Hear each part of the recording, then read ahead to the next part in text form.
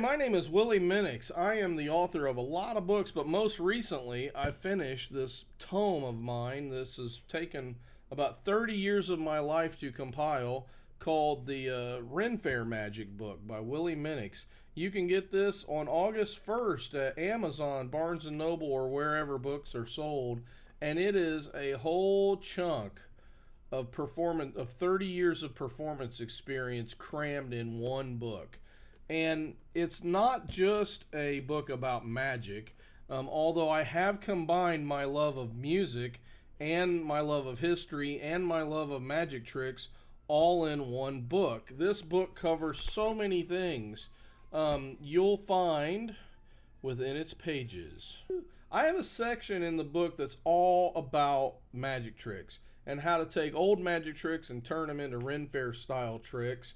I have a section on practical things like how to use flash paper, how to work with misting units, how to do balloon animals. There's basic sword spinning, basic contact juggling, basic juggling, Ren Faire puzzles, a Ren Faire whodunit, how to dress your stage, how to set your stage up, how to build your own props, all covered in that section. Then I have another section in the book that goes over Renaissance Faire instruments, like it actually talks about the historicity of some of the instruments that you could use in your act.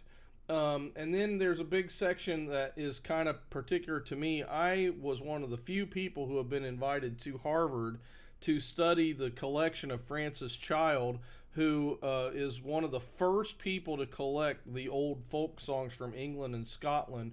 And some of those songs date back to the Middle Ages, right to the Renaissance Faire era.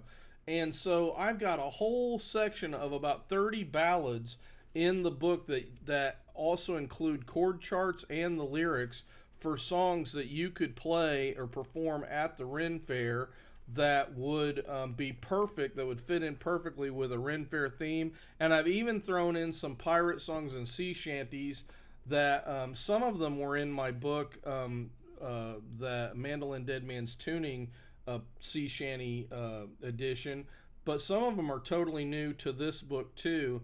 And it's got the chord charts in there, so if you want to perform for people, you will have what you need. But to get started, I wanted to show you one of the tricks that's in the book, and to explain that I have also designed a series of decks of cards that go with the Ren Faire theme. And in these decks, I have this is my prototype deck, which I've decided I'm going to let my prototypes be available in case you're interested in them. But I also have other decks that are not that are a different color. Every card has a different character on it that kind of goes along with the Ren Faire theme. You know, like there was Maid Marian. This guy looks like a monk, maybe Cadfile or something. Here's a knight. Here's a jester or female jester juggling. This guy looks like King Arthur pulling the sword out of the stone. We got St. George slaying the dragon. We got some red-haired princess. Here's a Japanese geisha performer. Here we got a gypsy girl with juggling fire torches. This one looks like Saladin. Maybe this is the Green Knight. I mean, you can make up your story whoever you want them to be. This could be Merlin. Maybe this is a gnome? Yeah, some kind of goblin or something. Anyway, the whole deck is filled with a whole bunch of different characters.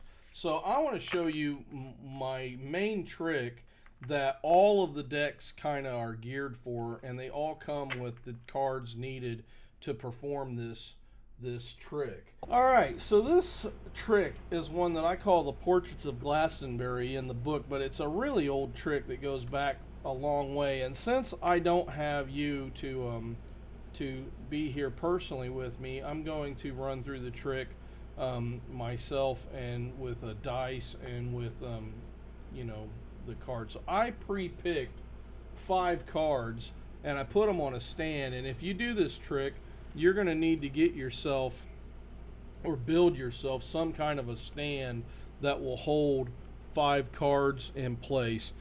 And what we're going to do is we're going to call this number 1, 2, 3, 4, and 5.